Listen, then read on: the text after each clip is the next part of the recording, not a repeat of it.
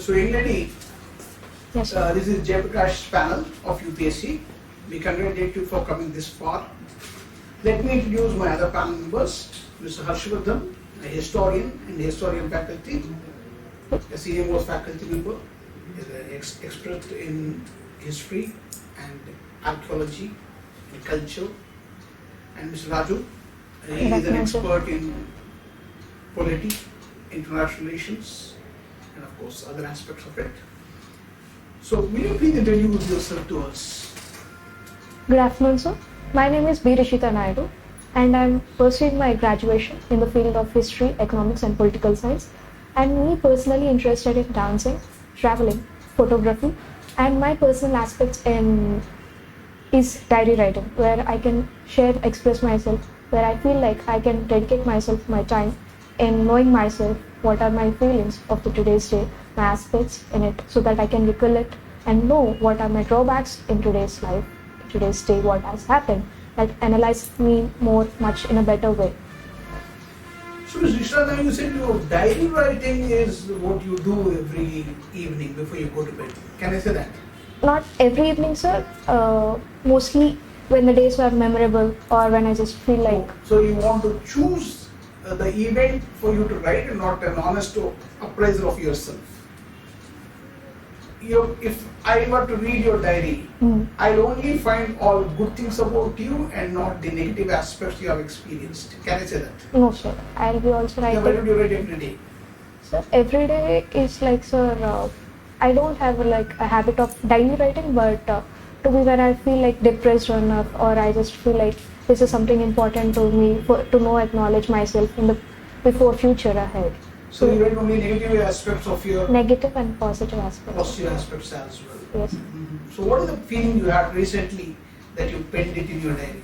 Recently, my cousin's engagement, sir. So it's the memorable thing which I penned it recently. When she is getting or he is getting engaged, what are you feeling happy about it? I felt happy that my cousin he's starting his new life with his partner. So, and it's again a get together for my family with my aspects where we can communicate. After a long time, we all shared our views, expressed our ideologies, and our recent achievements and all in the family gathering. You told us that you are pursuing your graduation in history, economic, and political science. Yes, sir. What do you think the Indian economy will be able to achieve a 5 trillion economy by 2026? Do you want all of us to believe that it's a reality? Sir, India is actually doing its best in comparatively, if we see in the recent achievements. As per of the statistics which is produced, it is 2.5 trillion at present now. And if we see the current service sector, or if we see the population demographic dividend, which is much more comparatively majority in the number than the rest of the countries, and if we see the service sectors which is there in present India, which is much more, and the soft power is there, is highly qualified compared to the rest of the countries. And if we see in the times of science and tech, the ISRO developments, the satellites, the commercial wing is a recent up developments for the India, which shows the pathway for us, like we can achieve the $5 trillion economy. But they always say that 70% of Indian population depends on agriculture, but is contributing only 17% to GDP. What's your opinion on that? Sir, agriculture is a way of life for our Indian economy, sir. If we concentrate, what is the main ideology for a farmer? Because my father is a farmer, so we feel like it's a way of life. If all are just like keep on doing on the services or in the missions or in the IT industries, where comes that man a meal from it? So that should again originate from the soil, which is like he considers it's a sacred thing. So though it is like a less contributed to the economy, but still most of the ideologies of the farmer is, it's like we have to produce. If all are just working, then who will be going to produce our food? The work we do is only to earn a meal from our daily life. So irrespective of the profitability, the farmer, let him suffer or let us suffer, is still able to produce food for the country. Do you say that? So India is also trying its best in order to provide the subsidies and also the recent Kisan credit cards And then incentives which is provided, even if we take for the Andhra Pradesh government, YSR Raitu Bharosa, the schemes which is provided for the farmers, benefits. So in order to reduce the suicidal deaths of the farmers also, and my father is personally got benefited from the YSR Raitu Bharosa. So I can say that comparatively it is much better than the previous one. So you want me to believe, you want all of us to believe that there is the future in agriculture, and possibly the graduates can go towards agriculture as an option. Yes, sir. Good. Now, I'll ask you a very simple question, rather you would like to be. Let us go back a couple of years ago, when the COVID was in peak. You are district magistrate of a particular district where the COVID is in very high peak. The number of deaths are increasing, the number of critical patients are increasing. And under you, the COVID war room is running, you are managing all the COVID affairs and all that. On a particular day, under your charge, 2 patients come to hospital at the same time. One is aged around 65, 70 years, the other age is 20, 25 years. 2 patients come, both are critical stage. You have only 1 bed of ventilator that you can provide the support to only one of these patients. Whom will you choose and why? Sir, I would like to choose the 20-year-old person rather than a 65 years old person, because if we see the 20-year-old person, if we provide it, there is a much rate of the productivity work which will be, and the age of contribution towards the country is also comparatively high rather than for 65 years, because he has already seen the life and all the things, but the 20 years old kid has a lot more ahead to see and to make for the nation and to its contribution towards the nation.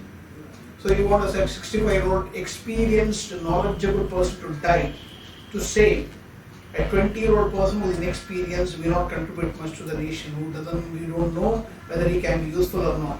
But 65-year-old man probably had a lot of experience, probably could have helped the country in a crisis.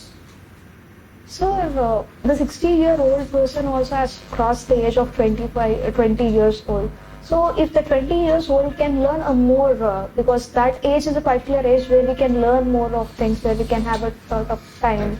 Now, a straight question to you on the same point. I want a straight answer.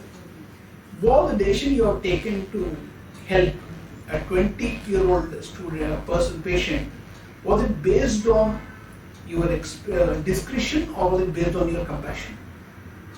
Compassion. Compassion.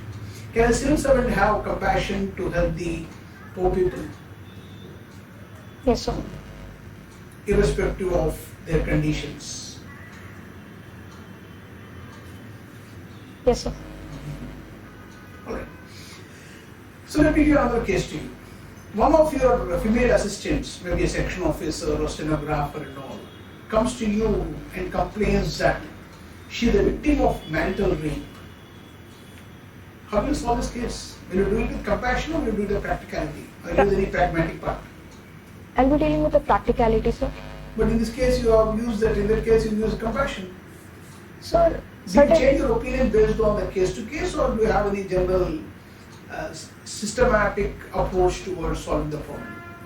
Sir, I'll be just following the systematic approach because it depends upon the situation and the area which they come from or the place of the zonal which they are facing the problem. So it depends upon the situation and the reason for that it's happening. That systematic work I'll be doing so that I can have as a compassionate or as my discretionary power. I'll be dealing the situation. Are you a subjective or objective person? Sir, subjective. But you said you are going to objective in the case of your colleague or your assistant facing the problem? Sir, subjective in the case, it's again a situation based, sir. Like in all the matters, we can't be like an objective person, like choosing 1 or 2 or 3. Sometimes we have to analyze the person whether he's really capable enough of doing that work, jobs, and the authority which we are showing or the concession which we are giving for the person. What if we brand you, Ms. Vishita Naidu, that you are chameleon kind of a person who change your colors according to the situation. How would you react to this? Would it be fair on our part to call you a chameleon who changes colors quite often? So yes, sir, we have to change according to the situations because that shows our administrative skills. I personally feel that chameleon is suit for me because chameleon changes according to its survival nature. If it is in the field of, if we see in the dry state, it changes according to the color of a wood, which means in the situation we have to analyze ourselves for the survival in this nature.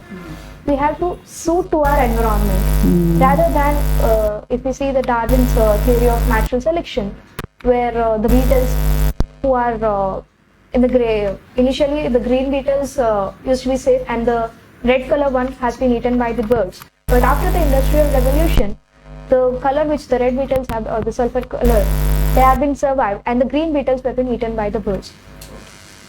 Good answer. But still I am convinced about you changing stances according to situation because the civil service you chose invariably had a lot of political pressures. So can I understand that you as a district magistrate or you are a commissioner, you are a director or you are a secretary, when you come under political pressure, you do change your opinions, is what is worrying us.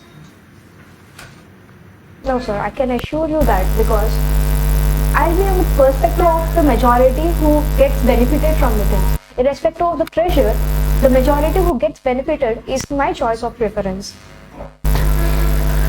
So, what's your hobby? Did you say that you read books something? No sir, my hobbies are traveling, photography, dancing and diary writing. Alright. What kind of a dance do you prefer? I mean, is it a more classical dance or is it more, what do you call it, bar kind of a thing? Western sir. Yes. Western. Tell us something about the jazz kind of a dance. What is it all about? Or ballerina, what is this? Sir, I'll not use ballerina. Mostly I'll be going for the hip hop. Hip hop, right? Something like what called the old rock style dance and all that. Yes. Right. Why it is so famous in this generation? So this generation, they feel like hip hop is a kind where everyone can dance, irrespective of their age or irrespective of their personality. It's like an easy dance form where everyone can just move their hands freely and they can express their movements with a cute. Zumba dance is like an exercise, like it's like an aerobic dance, where for the fitness they'll be just doing it. Hip hop is not more aerobic kind of thing. It's more of enjoyment.